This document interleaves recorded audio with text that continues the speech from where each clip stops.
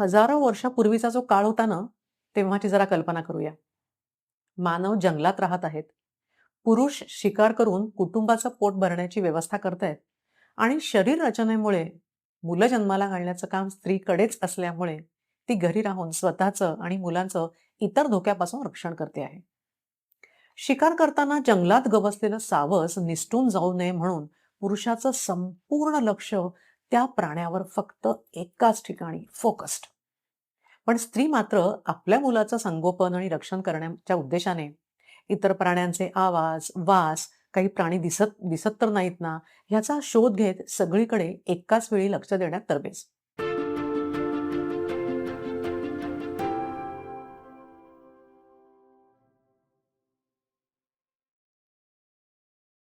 नमस्कार. सायकोलॉजी संडेजमध्ये मी डॉक्टर अनुराधा हरकरे. हजारो वर्षापासून स्त्री आणि पुरुष दोघेही वेगळी कामं करत असल्याने त्यांच्या मेंदूतच बदल झाले आहेत. म्हणजे स्त्री पुरुष यांच्या वेगळेपणाची मुळं तेव्हापासून रुजलेली आहेत.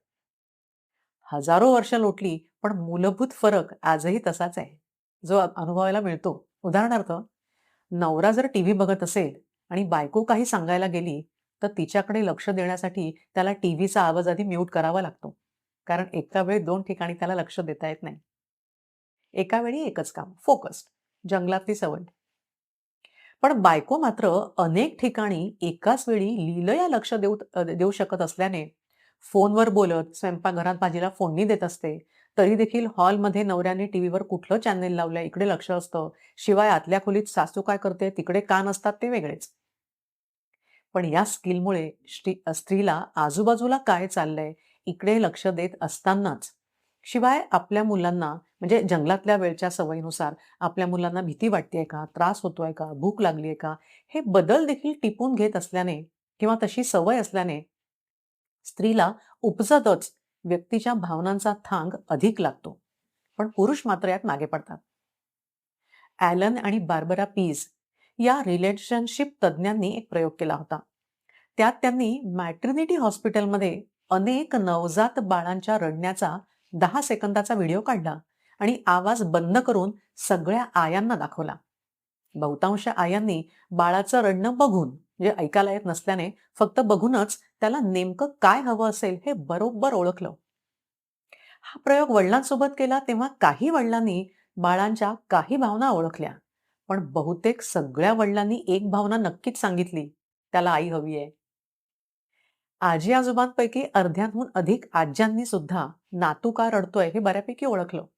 पण ही व्हिडिओ क्लिप जेव्हा बाळांच्या आजोबांना दाखवली, तेव्हा अनेकांना आपला नातू कोणता हेच ओळखायला आलं नाही.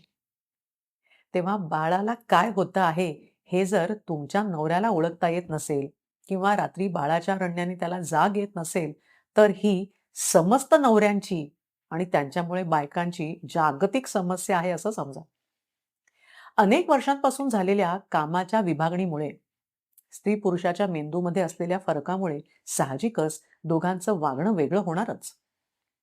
म्हणजे जंगलात तेव्हाच्या नियमाप्रमाणे शिकारीसाठी टोळीने राहणं, शिकार आपल्याला मिळाली पाहिजे याच्यासाठी आणि आपलं वर्चस्व राहावं याच्यासाठी कॉम्पिटिटिव्ह राहणं, आक्रमक होणं, मारामाऱ्या करणं, हे यामुळे अशा पद्धतीचं वर्तन पुरुषांमध्ये येत गेलं.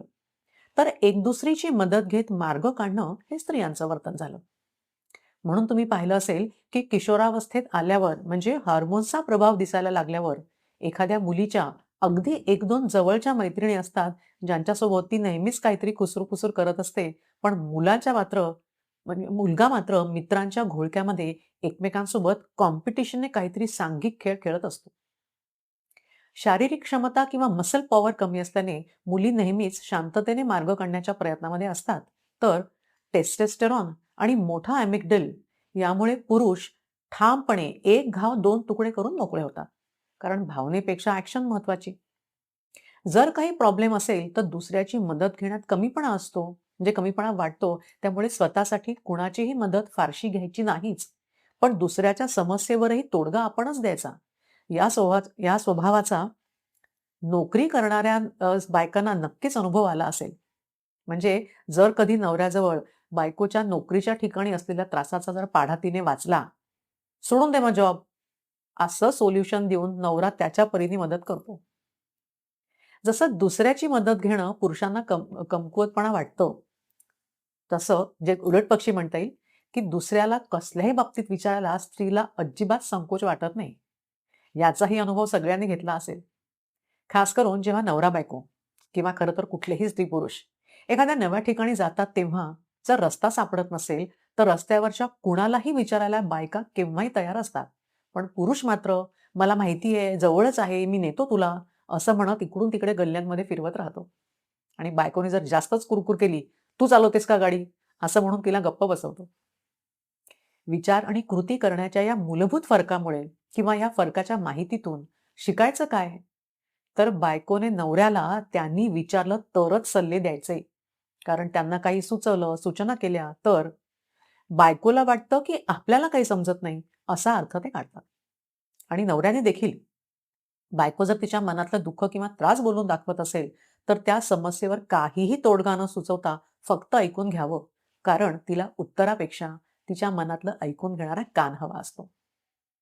नवरा-बायको किंवा स्त्री-पुरुष या विषयावर होणारे अर्धे विनोद बायका खूप बोलतात यावरच असतात. कारण बायकांना भाषिक बुद्धिमत्ता अधिक असल्याने भाषेचा वापर त्या अधिक करणारच. कारण त्यातूनच स्वतःला एक्सप्रेस करणं, दुसऱ्या व्यक्तीला समजून घेणं, नातं जोडणं, भावना समजून घेणं असं बरंच काही त्या साध्य करत असतात. मला आठवतंय माझी मुलं जेव्हा हॉस्टेलला होती, तेव्हा मी दोघांनाही रात्री फोनवर "जेवण झालं का?" हा प्रश्न हमखास विचारायची. या प्रश्नावर मुलाचं उत्तर असायचं "हो" किंवा "नाही." आणि मुलगी सांगायची, "अगं आज निघालो मेसमध्ये तर मैत्रीण म्हणाली, की आज खूप बोर मेनू आहे, मग आमचं पावभाजी खायचं ठरलं." पण दुसरी म्हणाली, "ठीक आहे, आपण त्यापेक्षा पिझ्झा मागवूया." म्हणजे 3-4 वाक्य झाली तरी "जेवण झालं का?" या प्रश्नाचं उत्तर मिळेलच असं नाही. पण अर्थातच ऐकणारी सुद्धा म्हणजे मी एक स्त्री असल्याने हे चालायचं. पण याचा मतितार्थ काय? तर बायकोने नवऱ्याला काही विचारलं आणि त्याचं उत्तर जर एकाक्षरी आलं, तर तिने वाईट वाटून घेऊ नये. आणि नवऱ्याने जर बायकोला काही विचारलं, तर तिने पाल्हाळ लावू नये. कारण त्यांना जसं खूप बोलायला आवडत नाही, तसं फार ऐकायला आवडेलच असंही नाही. अनेकदा असंही होतं, की बायको काहीतरी बोलत असते आणि त्याला संदर्भच लागत नाही. म्हणून बिचाऱ्याच्या चेहऱ्यावर प्रश्नचिन्ह. पण ती म्हणते, "काही नाही, उद्या जेवायला काय करू विचार करत होते." म्हणजे हा विचार देखील बोलूनच करत असतात. नवरा-बायकोच्या नात्यामध्ये फार महत्त्वाची भूमिका बजावणारी एक बाब म्हणजे प्रेम किंवा प्रेम करण्याची पद्धत. कारण दोघांमध्येही मूलतः सेक्स हार्मोन्स आणि त्याचं प्रोसेसिंगच वेगळं होतं. एखादी आकर्षक स्त्री पाहिल्यावर पुरुषांची टेस्टेस्टेरॉन लेव्हल वाढते आणि तो उत्तेजित होतो. पण स्त्री जेव्हा कुणाकडे आकर्षित होते तेव्हा ऑक्सिटोसिनची लेव्हल वाढते आणि भावनिक बंध निर्माण होतात. त्यामुळे पुरुषांच्या सेक्शुअल फॅन्टसीज ह्या जास्त व्हिज्युअल असतात, तर स्त्रियांना भावनिकतेमध्ये अधिक रस असतो. तसंच किंवा म्हणूनच म्हणता येईल, सेक्शुअल ॲक्ट नंतर स्त्रियांमध्ये ऑक्सिटोसिन जास्त तयार होतं, ज्याला ज्याला लव्ह हार्मोनच म्हणतात. त्यामुळे सेक्शुअल ॲक्ट नंतर आपल्याला जोडीदाराने जवळ घ्यावं, प्रेम करावं असं तिला वाटत असतं. पण नेमकं ह्याच्या उलट सेक्शुअल इंटरकोर्स नंतर पुरुषांच्या मेंदूत तयार होणारे हार्मोन्सच्या कॉकटेलमुळे किंवा त्याच्या प्रभावामुळे त्याला चक्क झोप येते. आणि तिला वाटतं, की ह्याचं आपल्यावर प्रेमच नाही, हा फक्त शरीर धर्मासाठी आपल्या जवळ येतो.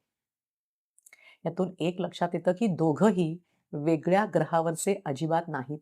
एकाच ग्रहावरचे आहेत, पण त्यांच्या ऑपरेटिंग सिस्टम्सच वेगळ्या आहेत.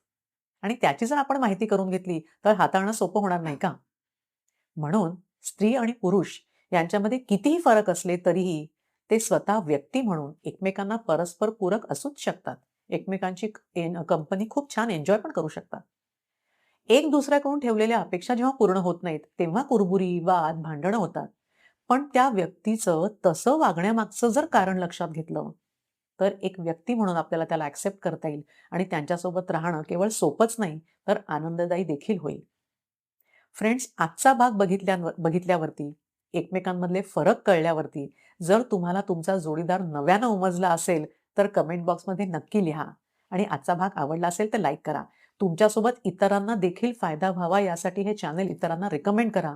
भेटूया पुढच्या रविवारी सायकॉलॉजी संडेजमध्ये आणि हो, हा व्हिडिओ पूर्ण पाहिल्याबद्दल मनापासून धन्यवाद.